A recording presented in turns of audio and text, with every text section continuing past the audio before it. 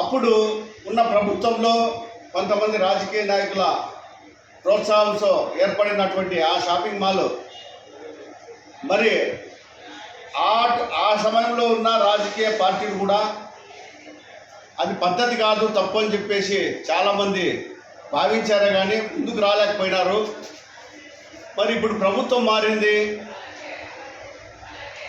ఇప్పటికైనా కానీ ఆ షాపింగ్ మాల్ పట్ల ప్రతి ఒక్కరూ స్పందిస్తారని చెప్పేసి ఇంతకాలం నేను కూడా భావించినాను. మరి వారు అనుకోండొచ్చు మాతో సంప్రదించినారా, పెట్టినారా అని. ఎక్కడైనా కానీ ఒక ప్రజలకు కానీ వ్యాపారస్తులు కానీ ఏదైనా సమస్య వస్తే వారందుకు వారు స్పందిస్తారని చెప్పేసి ప్రతి ఒక్క సంఘం కూడా భావిస్తుంది ఎవరికైనా ఒక అన్యాయం జరిగిందంటే. కానీ ఇక్కడ ధర్మారం పట్టణంలో పూర్తి వ్యతిరేకత కనిపిస్తుంది నాకు. ఏదైతేనేమి సహకరిస్తే కలుపుకొని పోవడానికి మేము సిద్ధంగా ఉన్నాం, లేదంటే మా పోరాటాన్ని కొనసాగిస్తాం. వ్యాపారస్తులనే కలుపుకొని ఈ కార్యక్రమాన్ని చేయడానికి పూనుకుంటాం. త్వరలో ఆ డేట్ కూడా నిర్ణయించడం జరుగుతుంది. మరి వ్యాపారస్తులు ఎవరే కానీ రాజకీయాలకి ఎక్కువ ప్రాధాన్యత ఇస్తున్నారు కానీ ఇక్కడ మన వ్యాపారంలో ఎంతోమంది అనేక కులాలు కలిపి ఈ యొక్క జీవనోపాధి సాగిస్తున్నారు. మరి ఎందువలనో వాళ్ళలో అసోసియేషన్కి పూర్తిగా సహకరిద్దామనేటువంటి భావాలు కలగడం లేదు. కాబట్టి ఈ అసోసియేషన్ 3 సంవత్సరాలుగా కొనసాగుతుంది నా ఆధ్వర్యంలో, నా అధ్యక్షునిగా అనుకొని నేను భావించాను. కానీ నేను కూడా ఇదే విధానం కొనసాగితే వచ్చే సంవత్సరము 4వ తారీఖుకి, వచ్చే నెల 4/8/24 సంవత్సరం పూర్తి అవుతున్న సందర్భంగా కొనసాగాలా వద్దా, రాజీనామా చేద్దామా అనేటువంటి ఆలోచనలో నేనున్నాను. ఎందువల్ల అంటే షాపింగ్ మాల్ విషయంలో ఒక స్టేట్మెంట్ ఇవ్వడం జరిగింది, దాన్ని మూత వేస్తామని.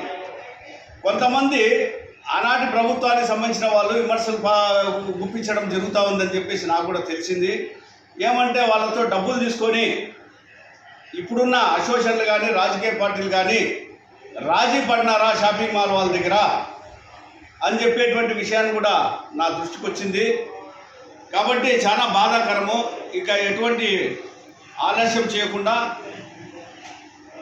అందరూ కలిసి వస్తే మనమంతా కలిసి పోరాటం చేద్దామంటే వెంటనే స్పందించి ఆ కార్యక్రమాన్ని చేసేదానికి మన యొక్క అసోసియేషన్ సిద్ధంగా ఉందని చెప్పేసి తెలియజేస్తున్నాను.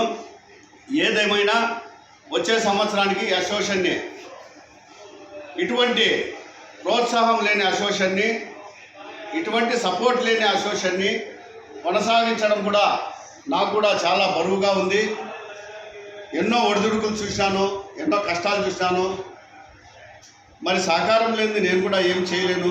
ఒక హైదరాబాదు వ్యాపారస్తుల మన పట్ల చేస్తున్న దోపిడీ విషయం అయితేనేమి, ఆంధ్రలో జరుగుతున్న వ్యాపారస్తులు ఇతరత్ర ప్రాంతాల నుంచి మన పైన డబ్బులు ఇవ్వనిటువంటి పరిస్థితుల్లో మనం చేస్తున్న, వాళ్ళని డిమాండ్ చేస్తున్న డబ్బులు ఇవ్వమని చెప్పేసి ప్రయత్నంలో కూడా ఎటువంటి ఫలితాలు కూడా జరగడం లేదు.